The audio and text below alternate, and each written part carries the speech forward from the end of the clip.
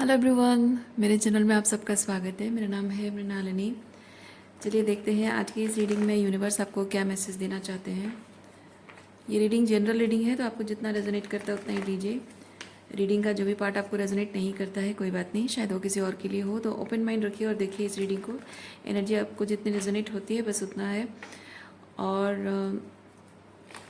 अगर बिल्कुल भी रेजोनेट नहीं होता है, कुछ समझ में नहीं आता है, तो कोई बात नहीं, आप मेरा चैनल विजिट कर सकते हैं। उसमें आपको अभी बहुत सारे वीडियोस मिल जाएंगे। जो भी टाइटल आपको पसंद आए आप देख सकते हैं, हो सकता है उसमें आपके लिए कोई मैसेज हो। और कोई भी टैरो रीडिंग टाइम स्पेसिफिक नहीं है, तो आपको जो भी रीडिंग जब भी रेजोनेट करता है आपके लिए है, तो आप उस एनर्जी को क्लेम कर सकते हैं।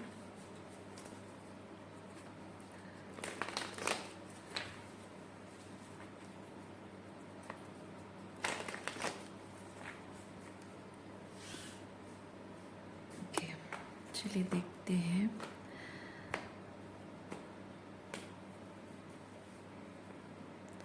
बॉटम ऑफ डेक में है 3 ऑफ सॉर्ड्स।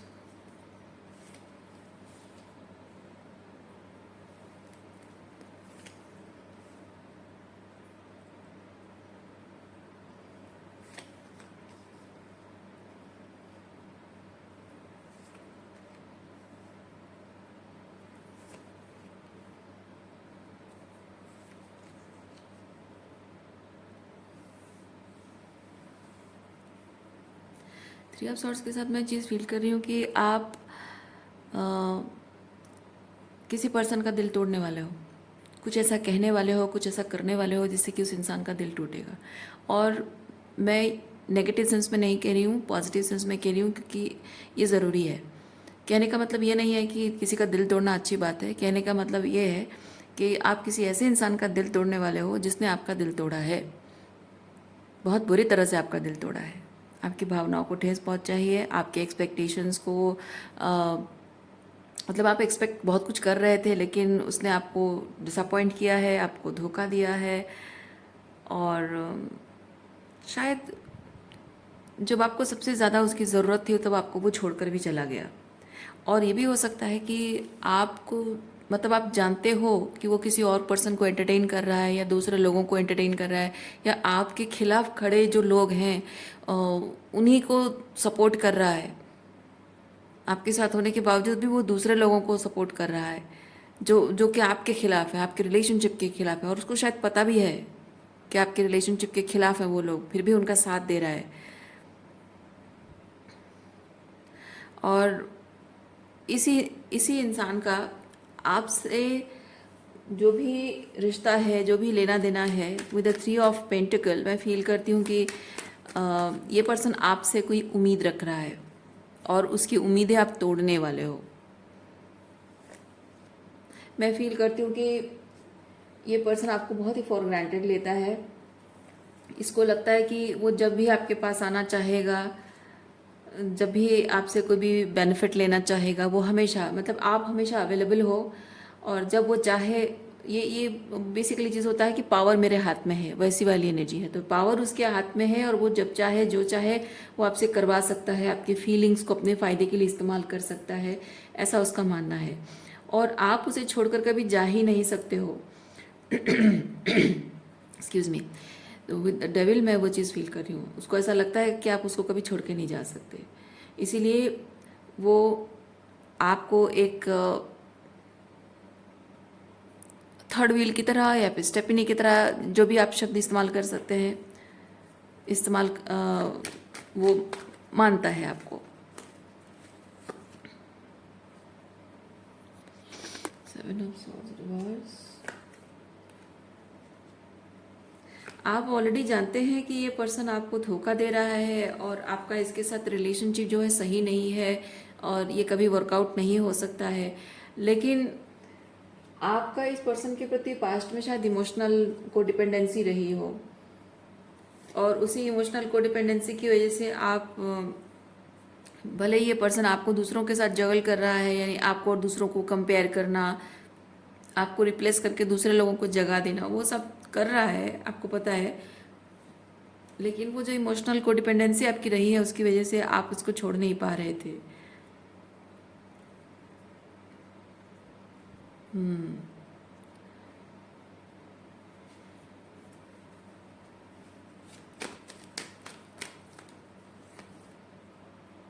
देखिए, you are not able to let go.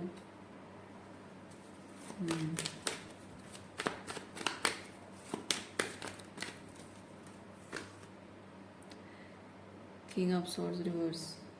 Throat chakra आपका बंद था, आपको पता था कि ये बहुत कुछ गलत कर रहा है, बहुत सारे रेड फ्लैग हैं, बहुत कुछ बातों को लेकर आप देख पा रहे थे, वो पर्सपेक्टिव है ना आपका था। वैसे पहले भी आपको समझ में आता था कि वो जो कह रहा है, जो कर रहा है, वो क्या कर रहा है, क्यों कर रहा है, उसके हर बात पे मतलब वो जताना कुछ चाह रहा है with the seven of swords, वो जता कुछ रहा है, लेकिन वो उससे आपको समझ में आ रहा है कि उसके मन में कुछ है लेकिन शब्दों में कुछ है, या उसके मन में कुछ है और उसके बिहेवियर में कुछ है। वो थोड़ा सा गोल मोल करके बातें घुमा कर बोलना, या फिर थोड़ा सा मजाक के माध्यम से आपका मजाक उड़ाना, मजाक करना मतलब जताना कि मैं मजाक कर रहा हूँ लेकिन मजाक उड़ाना। और इसी तरह की चीज़ें हैं जो कि आप ऑलरेडी देख पा रहे थे लेकिन बोल नहीं पा रहे थे। थ्रोट चक्र क्लोज ऑफ थी आपकी। थ्रोट चक्र क्लोज अप होने का मतलब ये नहीं कि आपको बोलने से डर लगता है, उसका मतलब ये है कि सही सही शब्द आपको नहीं मिल रहे थे कि इस चीज़ को मैं कैसे उसे बताऊं, कैसे एक्नॉलेज करूं। मतलब एक ऐसा होता है ना कि एक एक सिचुएशन है, उस सिचुएशन में कुछ एक बात को, एक चीज़ को लेकर कुछ ऐसे रेड फ्लैग्स देख रहे हो, फिर दूसरा कोई सिचुएशन है उसमें भी आप वही सेम रेड फ्लैग देखते हो लेकिन सिचुएशन अलग है। तो अब आप जब आपका थ्रोट चक्र क्लोज अप रहता है तो आप कहते हो कि एटसेट्रा एटसेट्रा सिचुएशन में तुमने ऐसा किया था, वैसा किया था, और फिर एटसेट्रा एटसेट्रा सिचुएशन में तुमने ऐसा किया था, वैसा किया था। तो लोगों को ना मौका मिल जाता है, टॉक्सिक लोगों को मौका मिल जाता है कि यानी कि ओ इतनी सी बात को लेकर तुमको बुरा लग गया, इतनी सी बात से तुम्हें हर्ट हो गया, इतना पर्सनली लेती हो चीज़ों को। लेकिन जब आपका थ्रोट चक्र ओपन हो जाता है तब आप सिचुएशन की बात नहीं करते हो, तब आप पैटर्न्स की बात करते हो। और जब आप पैटर्न्स की बात करते हो ना, ऐसे टॉक्सिक लोगों के मुंह बंद हो जाते हैं, कुछ कहने के लिए होते ही नहीं है शब्द उनके पास। और इसलिए आप उस वक्त कहने के लिए तैयार नहीं थे, आप जानते थे लेकिन तैयार नहीं थे। अब शब्द आपके मतलब पैटर्न को आप समझ गए हो, तो अब शब्द आपके रुक नहीं रहे हैं पूरी तरह से। वो मतलब जो भी आप कहने का मतलब है, या जो भी कह रहे हो, हर बात में पलट कर जवाब देने के लिए उसके पास और कुछ है नहीं, किसी भी बात में पलट कर जवाब देने के लिए कुछ है नहीं। और हर बात पे उसको ये चीज़ दिख रहा है कि वो डिफेंड नहीं कर सकता है, वो आपको गिल्टी नहीं फील करा सकता है, वो आपको नीचा नहीं दिखा सकता है, आपको छोटा महसूस नहीं करा सकता है। आप ऐसा कुछ तरीके से बोल रहे हो, थ्रोट चक्र ओपन होने से यही होता है।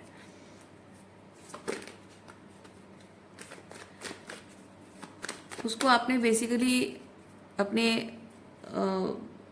जिस भी तरह से आप बोल रहे हो उससे आपने इस इंसान को जता दिया है कि हमेशा से वो जो डिफरेंट एक्सक्यूजेस दिया करता था या फिर आपको गिल्टी फील कराया करता था, वो सब चीज़ें बेमाने हैं, मीनिंगलेस है। असल बात यह है कि वो रिलेशनशिप की अकाउंटेबिलिटी लेना नहीं चाहता है।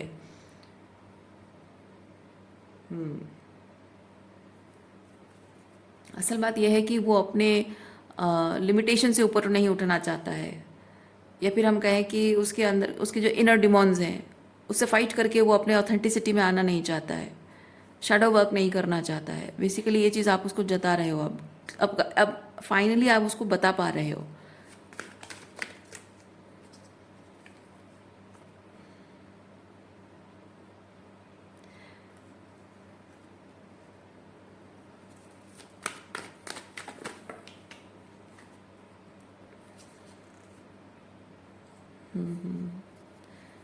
ओके,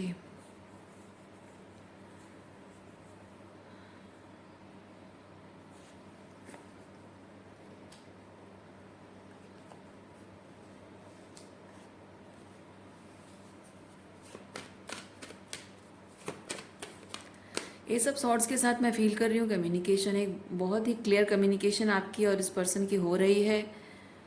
अब ये अभी आप बातचीत कर रहे हो, अभी उस फेज़ में हो या फिर आने वाले हो उस फेज़ में, डिपेंड करता है, लेकिन एक बातचीत तो तय है।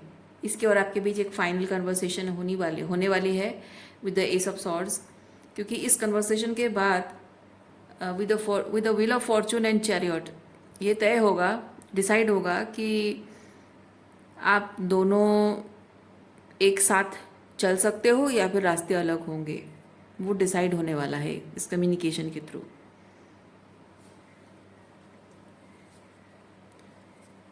क्योंकि मैं फील कर रही हूँ this person was holding back, but now he और she is not able to hold back.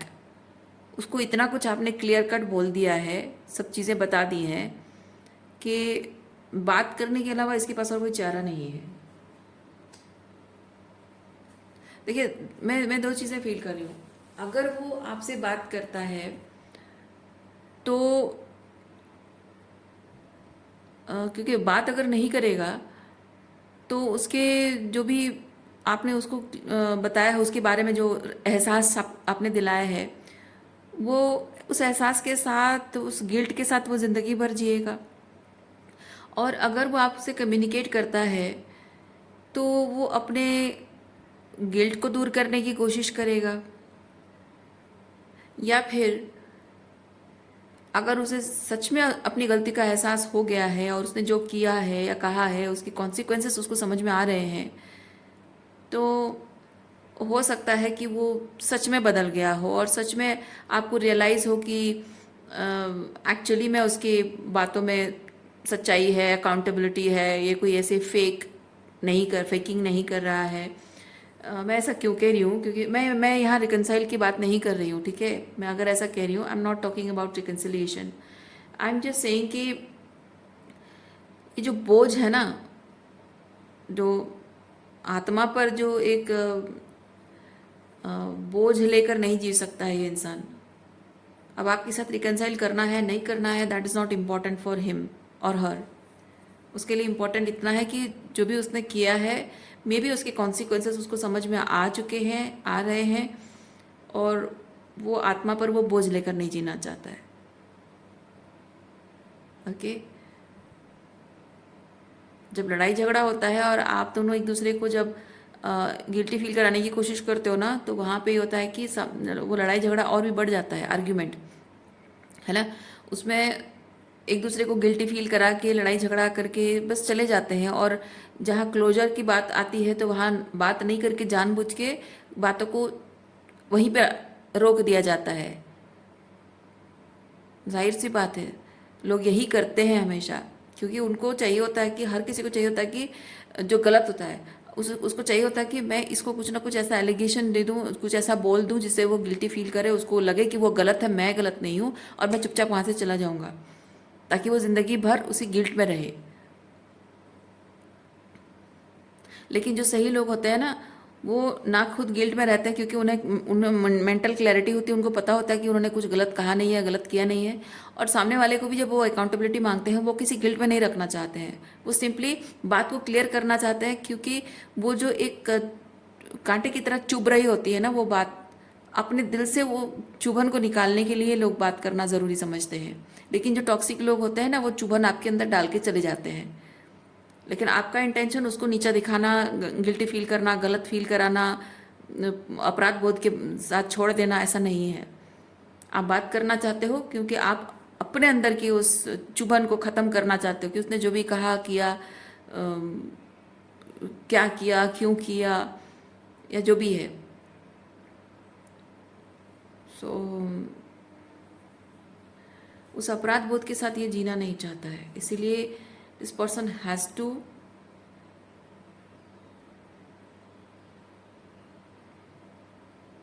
this person is feeling that he has to or she has to come. अब देखिए, मैं आपको फिर भी एक चीज़ कह रही हूँ, अगर मैं कह रही हूँ कि this person is feeling he has to come back ताकि वो अपराध बोध ख़त्म हो जाए, इसका मतलब भी कोई गारंटी नहीं है कि वो आएगा।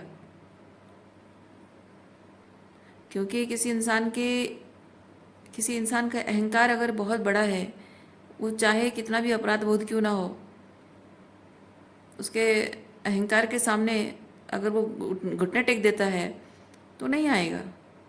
अगर उसके लिए उसके अंदर की मानविकता ज़्यादा इम्पॉर्टेंट है, मानव धर्म इम्पॉर्टेंट है, ह्यूमैनिटी उसकी इम्पॉर्टेंट है, ईगो नहीं है, तो हो सकता है कि वो आ जाए। तो मैं कहना ये चाह रही हूँ, डिटैच रहो। वो आए नहीं आए, लेकिन आप डिटैच रहो। उम्मीद मत रखो, किसी से कोई उम्मीद मत रखो, क्योंकि ज़िंदगी में आपको अगर सुकून से जीना है ना, तो सुकून आपके अंदर है, किसी और से नहीं है। आप जब तक सुकून बाहर से ढूंढते रहोगे, क्लोजर बाहर से ढूंढते रहोगे, सब प्रॉब्लम का सोल्यूशन बाहर ढूंढते रहोगे, आपको जीवन में कभी कुछ नहीं मिलेगा। कोई सुख, कोई संतुष्टि, कोई शांति नहीं मिलेगी आपको। अगर जीवन में सुकून से रहना चाहते हो, सुकून अपने अंदर ढूंढ लो। दुनिया भर में गंदगी, मतलब गंदा माइंडसेट वाले लोग ना भरे पड़े हैं। लोगों की कमी नहीं है। किस किस से लड़ते फिरोगे आप? किस किस से अकाउंटेबिलिटी मांगते फिरोगे? किस किस को आप क्लैरिफिकेशन देते फिरोगे? किस किस को आप अपने बात की जस्टिफिकेशन देते फिरोगे? इम्पॉर्टेंट यही चीज़ होता है कि आप जब जानते हो कि आप अपनी जगह सही हो, बस उतना काफ़ी है आपके लिए। सुकून से, भले ही आपको सुकून फॉर द टाइम बिंग नहीं है, लेकिन ग्रेसफुली, पावर एंड कॉन्फिडेंस के साथ, ग्रेस के साथ वहाँ से चुपचाप निकल जाना, अपने सम्मान की रक्षा करना है।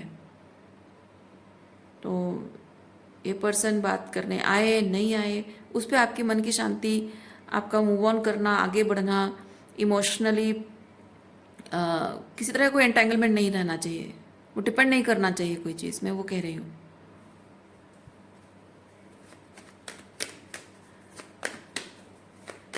अब इम्पोर्टेंट ये भी है कि उसके अंदर वो अपराध बोध है भी या नहीं, है ना। अगर वो नहीं आएगा, इसका मतलब उसके अंदर अपराध बोध नहीं भी है, या फिर हो सकता है कि उसका अहंकार बहुत ज़्यादा बड़ा है अपराध बोध से।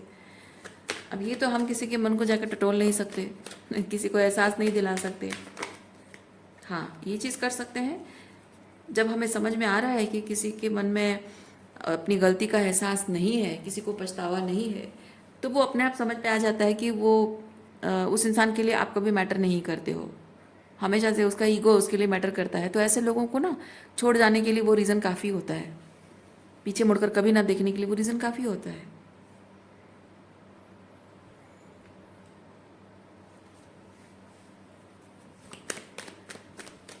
और ऐसे रिश्ते जब टूट जाते हैं ना, चाहे वो कैसा भी रिश्ता क्यों ना हो, चाहे वो आपके माँ बाप ही क्यों ना हो, आपके भाई बहन, आपके बच्चे ही क्यों ना हो, आपके पति या पत्नी क्यों ना हो,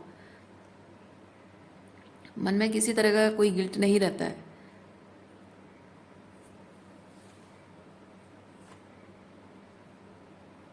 मून रिवर्स,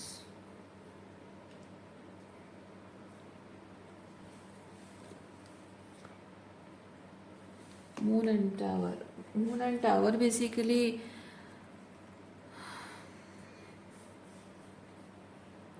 जैसे भावनाएं फूट पड़ रही हैं, इमोशंस फूट पड़ रहे हैं, या फिर कहें कि अंदर स्टफ्ड इमोशंस है और वो रोना आ रहा है और आंसू छलक रहे हैं, मतलब आप रोकने की कोशिश कर रहे हो लेकिन आंसू फाइनली छलक आ जाते हैं। या फिर आपके मन में बहुत सारी फीलिंग्स है लेकिन किसी को बता नहीं रहे हो, और फाइनली वो enough is enough is enough जो बोलते हैं ना, वो वाली एनर्जी में हो, और जहाँ आपका दम घुट रहा है और गले में दर्द उठ रहा है और आप फाइनली बिना बोले अब रह नहीं सकते, ये वैसी वाली एनर्जी है। मैं नहीं जानती किसकी एनर्जी है, मैं एनर्जी को एक्सप्लेन कर रही हूँ। आपकी एनर्जी है, किसी उस पर्सन की एनर्जी है, आप देखिए।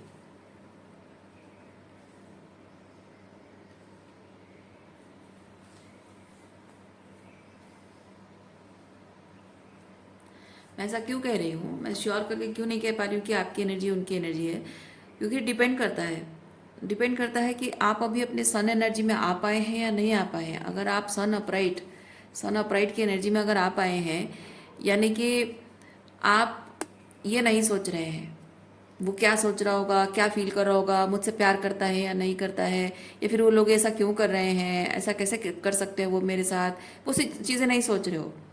आपको सिर्फ इतना समझ में आ रहा है, जब आप सन की एनर्जी में हो, आपको इतना समझ में आ रहा है कि उस इंसान ने मेरी भावनाओं को ठेस पहुंचाया है, मेरे सम्मान को ठेस पहुंचाया है, मेरे विश्वास को ठेस पहुंचाया है, बस इतना काफ़ी है कि मैं उसे छोड़ दूं हमेशा के लिए। लेकिन जब आपका सन रिवर्स है और आप बार बार उसी, मतलब आप वैलिडेशन के लिए उसी इंसान के बारे में सोच रहे हो कि उसने क्या किया, क्यों किया, ऐसे कैसे कर सकता है, फिर ये कैसे करेगा, वो कैसे करेगा, कब आएगा, क्या करेगा, ये सब बातें जब आप सोच रहे हो, that means you are seeking validation from the other person.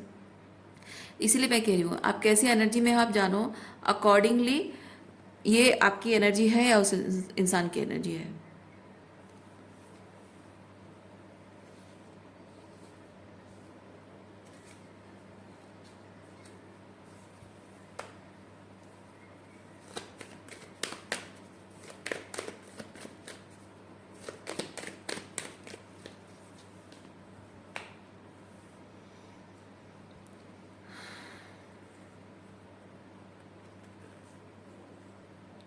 Justice and Seven of Pentacles.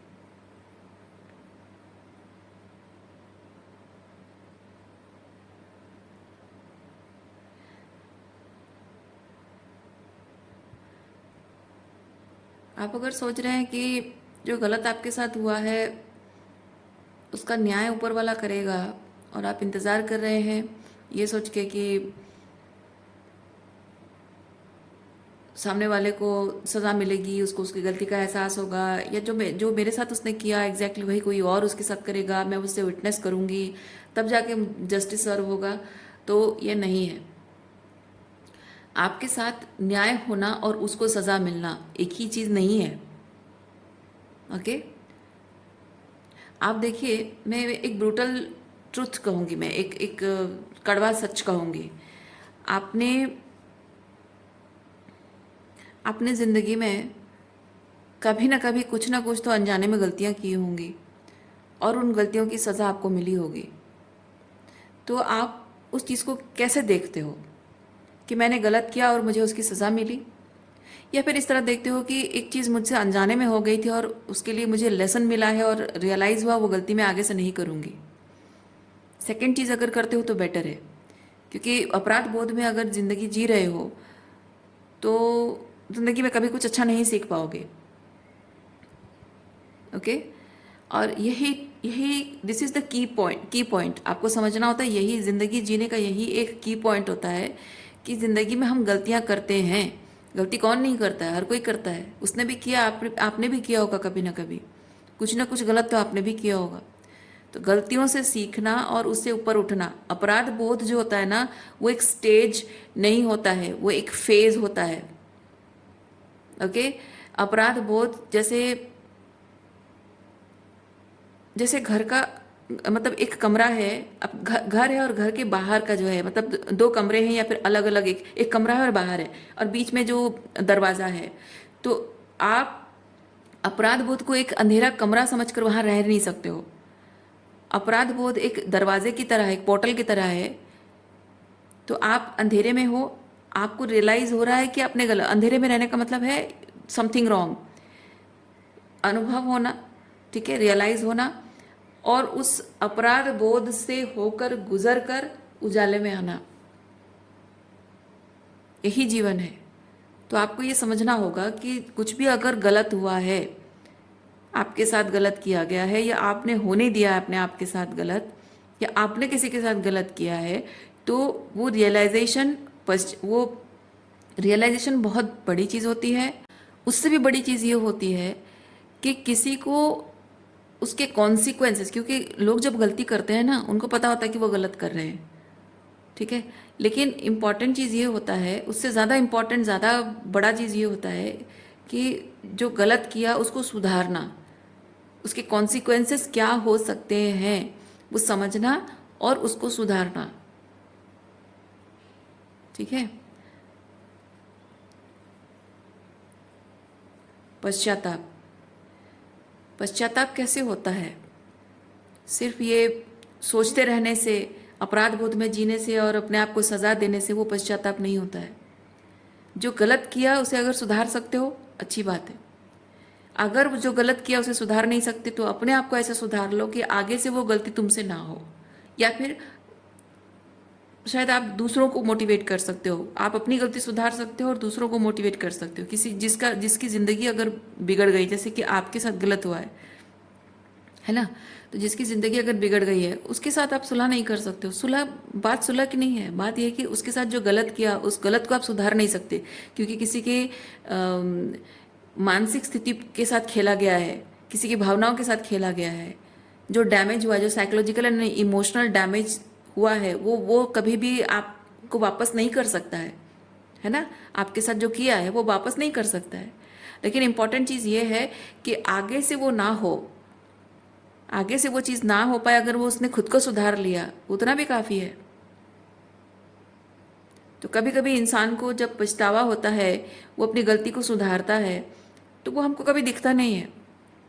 बहुत ही क्लोज तरीके से, बहुत ही एविडेंशियल तरीके से वो दिखता नहीं है, लेकिन समय के साथ साथ हमें रियलाइज़ हो जाता है। शायद भगवान हमको संकेत दे देता है कुछ ना कुछ, और शायद उसका टाइमिंग भी अलग होता है। कभी कभी ऐसा होता है कि लोग आते हैं और अपनी गलती सुधार लेते हैं।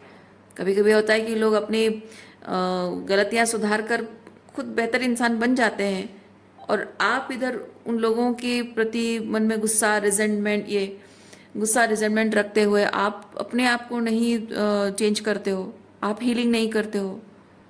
और जब आप देख रहे हो कि उनके लाइफ में बेहतर हो रहा है, आप रिजेंट कर रहे हो। मैं इसलिए कह रही हूँ, मैं जानती हूँ ये जो मैं बात कह रही हूँ ना, इससे आपको ट्रिगर होगा, इसलिए तो मैं कह रही हूँ, कड़वा सच है। कहने का मतलब ये चीज़ है कि जिसने जो भी गलत किया है उसको सज़ा मिले, ये सोचना आपका काम नहीं है। उसको सज़ा मिलना is not equal to your mental peace, ठीक है। Peace equal to inner peace होता है। सामने वाले को सज़ा पाते हुए देखकर, कर्मा पाते हुए देखकर मज़े लेना नहीं होता है उसमें पीस।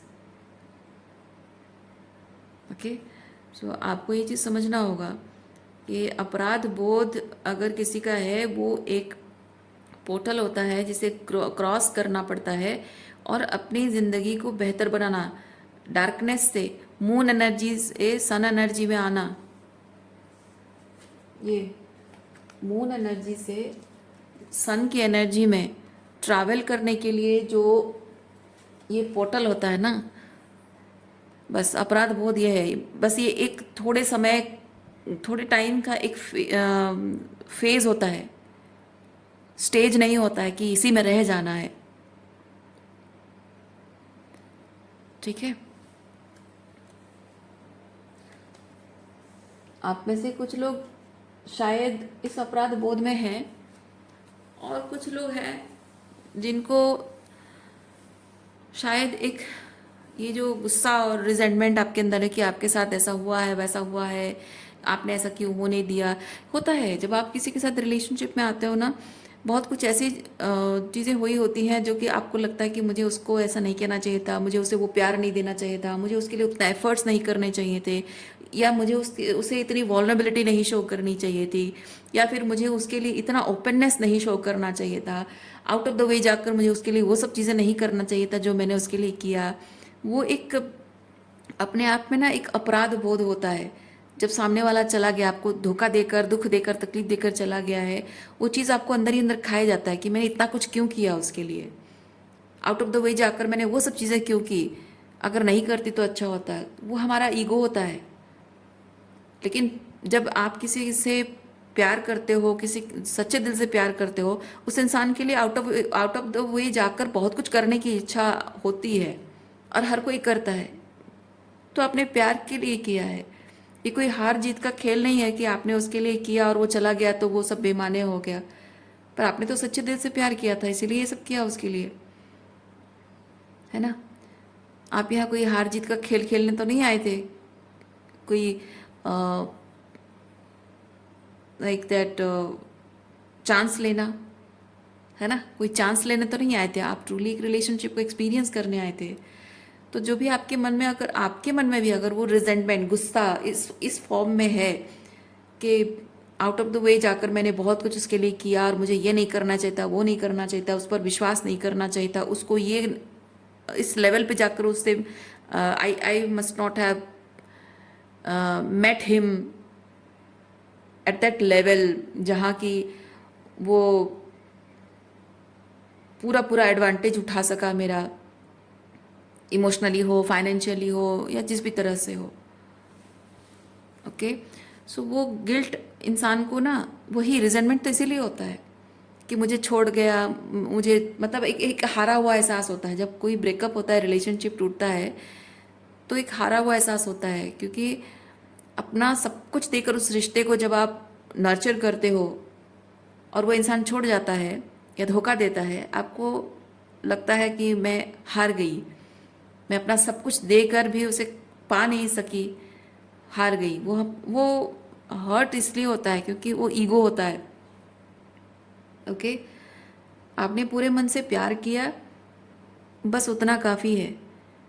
पर आप पूरे मन से प्यार करने के बाद भी उसे पा ना सके, या आप उसे हार जीत का कोई मैटर मत बनाइए। जब आप उसे हार जीत का मैटर बना लेते हो तो वो प्यार नहीं रहता है ना।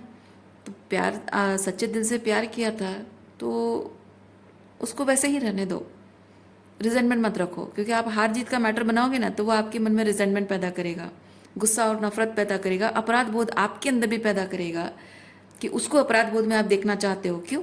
क्योंकि आपको अपराध बोध हो रहा है कि मैंने इतना कुछ किया उसके लिए, क्यों किया, उसको फ़ायदा उठाने दिया, या फिर मैं इतना कुछ मुझसे लेकर वो चला गया, यानी मैं हार गई, बेवकूफ़ बन गई मैं, है ना। वो अपराध बोध होता है, इसलिए तो रिजेंटमेंट होता है।